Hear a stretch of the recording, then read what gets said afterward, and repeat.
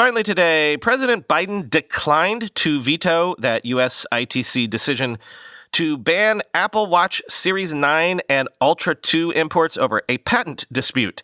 But what I was curious about is what this patent dispute is even all about.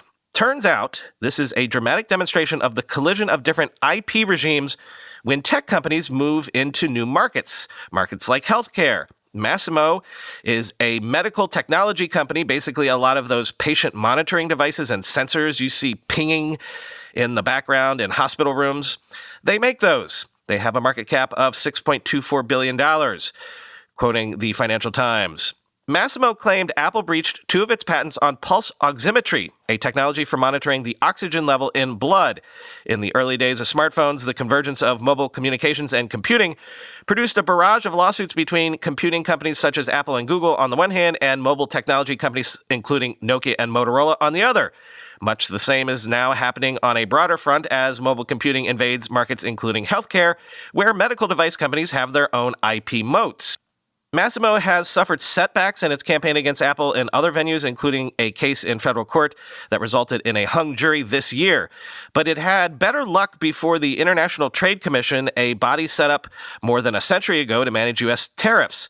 The ITC has since morphed into a forum for deciding whether imports pose an unfair threat to domestic industry, a quaint-sounding anachronism in an age of multinational companies and global supply chains. The ITC has become a favorite venue for plaintiffs such as Masimo. Since a landmark 2006 patent case involving eBay, it has been far harder to persuade a federal court to grant an injunction barring the sale of products found to infringe on patent rights. By contrast, the ITC's only sanction is to issue exclusion orders that direct customs officers to block imports at the border.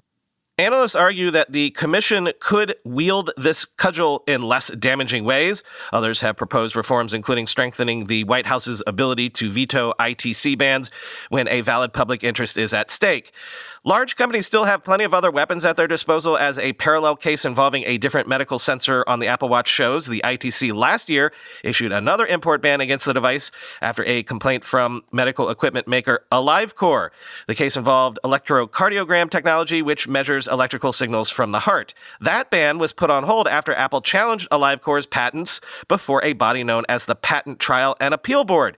This was set up by the 2011 America Invents Act, the last major reform of the U.S. patent system, to make it easier to challenge the validity of patents and tip the balance away from so-called patent trolls accused of abusing the system, end quote. So essentially, the mechanism here is that since Apple has to import every device it sells from its overseas manufacturing, even though the patent issue is still outstanding, that's why they simply can't sell the watch right now. Quick, possibly dumb question. Why didn't Apple just buy Masimo? I mean, $6 billion market cap. Apple can afford that. And okay, they probably don't want to run a medical device company, though they could probably learn a lot from them if they do, as we assume, want to get more into health, right? But also, if that's Masimo's market cap, could the license Masimo had been asking for the patents have been that insane? Again, Apple could have afforded possibly avoiding all of this mess.